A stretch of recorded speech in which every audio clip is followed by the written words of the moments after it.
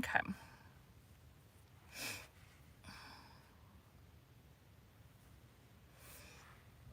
So yesterday, I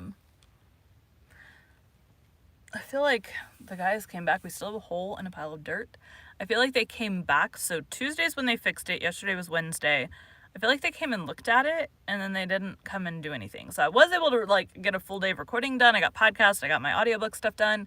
But I know at some point they're coming back, most likely on a weekday, to fill in the hole that is currently there. I don't know if that's going to be today. It's kind of like they won't be here this early in the day. It's like 8:15 right now for me. So Sunday when they came, I called them and they got here at like 11:15 because I called them at like 10 something and it took them about 30 minutes to get here. I would assume on a Sunday is because someone was getting called in on their, call-in time, not actual working time. But anyways, so then on Tuesday when they came, Monday was a holiday. Tuesday when they came, they got here at like 8:45. So I imagine they won't be here any earlier than 8:45. My guess would be the clock starts at 9. I might be wrong. It might start at 8. Who freaking knows? What I know is there's no people here right now. Today we'll be continuing 20,000 Leagues Under the Sea by Jules Verne. Chapter 2. A novel proposal of Captain Nemo's.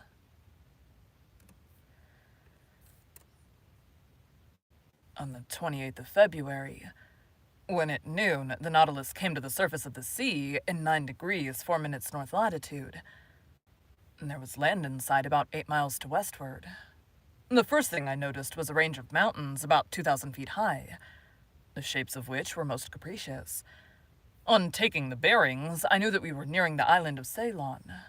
If that's correct, I don't know. Ceylon. Ceylon. Ceylon is apparently an alternate. Ceylon.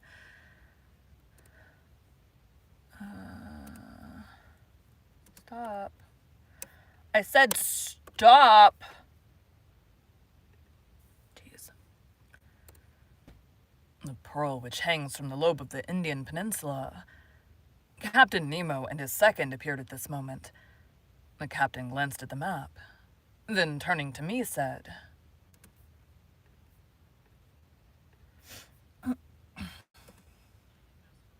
Master Land? The island of Ceylon, noted for its pearl fisheries. Would you like to visit one of them, Monsieur Aronnax? Certainly, Captain. Well, the thing is easy. Though if we see the fisheries, we shall not see the fishermen. The annual exportation has not yet begun. Never mind, I give orders to make for the Gulf of Mannar, where we shall arrive in the night. The captain said something to his second, who immediately went out. Soon the Nautilus returned to her native element, and the manometer showed that she was about 30 feet deep. Well, sir, said Captain Nemo, you and your companion shall visit the bank of Mannar, and if by chance some fisherman should be there, we shall see him at work. Agreed, Captain. By the by, Monsieur Aronnax, you are not afraid of sharks. Sharks? Exclaimed I. This question seemed a very hard one. Well, continued Captain Nemo, I admit, Captain, that I am not yet very familiar with that kind of fish. We are accustomed to them, replied Captain Nemo, and in time you will be too. However, we shall be armed, and on the road we may be able to hunt some of the tribe. It is interesting, so till tomorrow, sir, and early. This said in a careless tone. Captain Nemo left the saloon. Now, if you were invited to hunt the bear in the mountains of Switzerland, what would you say? Very well. Tomorrow we will go and hunt the bear. If you were asked to hunt the lion in the plains of Atlas, or the tiger in the Indian jungles, what would you say? It seems we're going to hunt the tiger or the lion. But when you are invited to hunt the shark in its natural element, you would perhaps reflect before accepting the invitation. As for myself, I passed my hand over my forehead, on which stood large drops of cold perspiration. Let us reflect, said I, and take our time. Hunting otters in submarine forests, as we did in the island of Crespo, will pass. But going up and down at the bottom of the sea, where one is almost certain to meet sharks, is quite another thing. I know well that in certain countries, particularly in the Andaman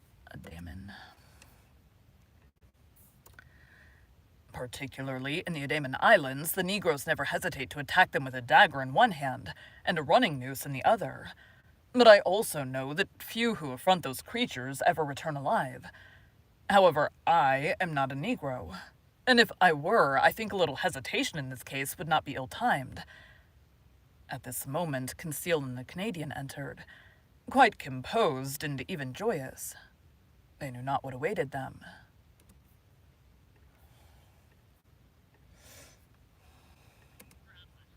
Perhaps I have.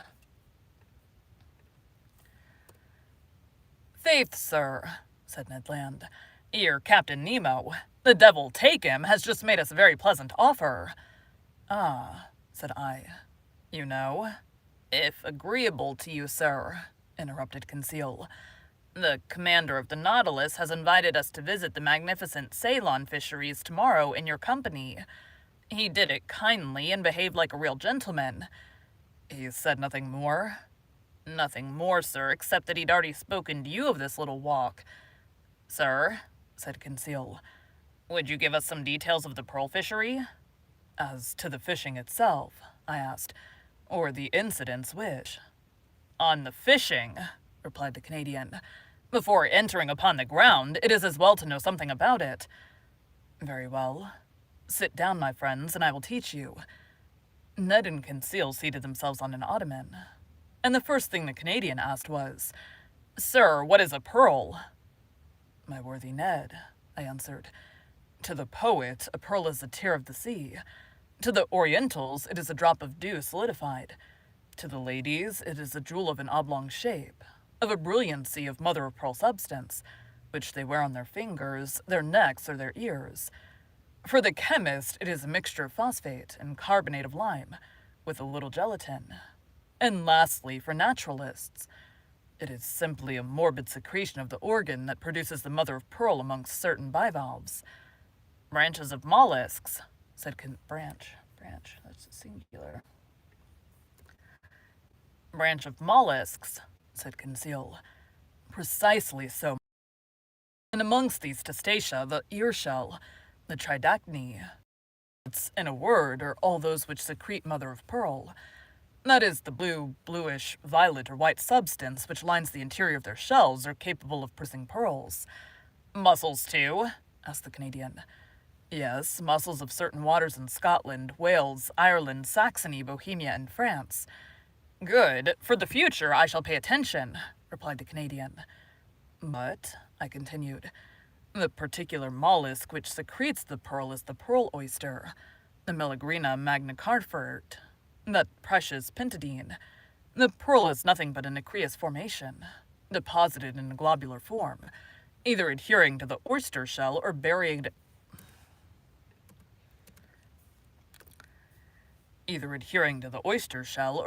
the folds of the creature.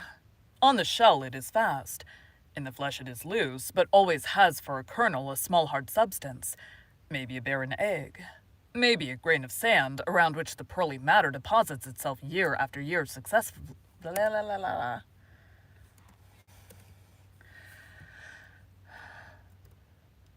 Maybe a grain of sand around which the pearly matter deposits itself year after year successively and by thin concentric layers. Are many pearls found in the same oyster? Asked Conseil. Plain.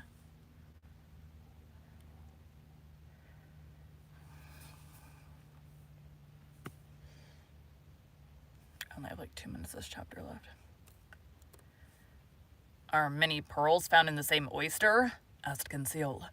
Yes, my boy. Some are a perfect casket.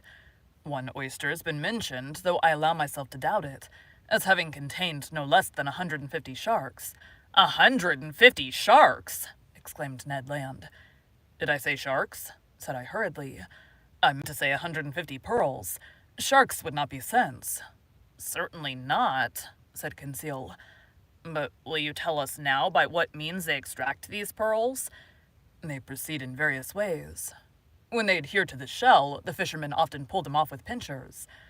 But the most common way is to lay the oyster on mats of the seaweed which covers the banks. Thus they die in the open air, and at the end of 10 days they are in a forward state of decomposition. They are then plunged into large reservoirs of seawater, then they are opened and washed. The price of these pearls varies according to their size? Asked Conseil. Not only according to their size, I answered, but also according to their shape, their water, that is, their color, and their luster, that is, that bright and diapered sparkle which makes them so charming to the eye. The most beautiful are called virgin pearls or paragons. They are formed alone in the tissue of the mollusk, are white, often opaque, and sometimes have the transparency of an opal. Excuse me. Opal. They are generally round or oval.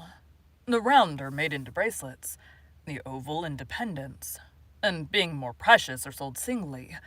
Those adhering to the shell of the oyster are more irregular in shape and are sold by weight. Lastly, in a lower order are classed those small pearls known under the name of seed pearls. They are sold by measure and are especially used in embroidery for church ornaments. But, said Conseil, is this pearl fishery dangerous? No, answered quickly, particularly if certain precautions are taken. What does one risk in such a calling? Said Ned Land. The swallowing of some mouthfuls of seawater? As you say, Ned. By the by, said I, trying to take Captain Nemo's careless tone, are you afraid of sharks, brave Ned? I, replied the Canadian, a harpooner by profession. It is my trade to make light of them. But, said I, it is not a question of fishing for them with an iron swivel, hoisting them into the vessel, cutting off their tails with a blow of a chopper, ripping them up and throwing their heart into the sea.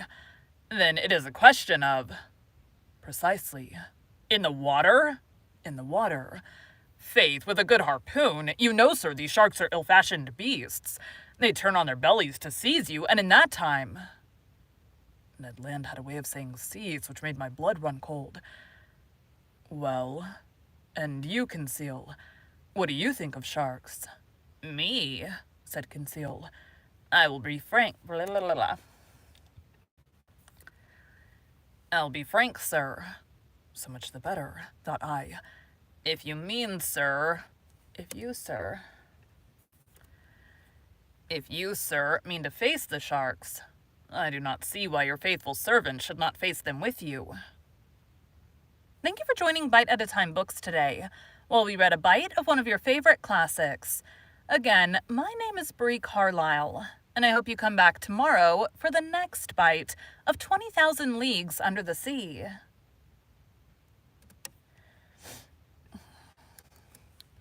Doop, doop. Nope, here, up.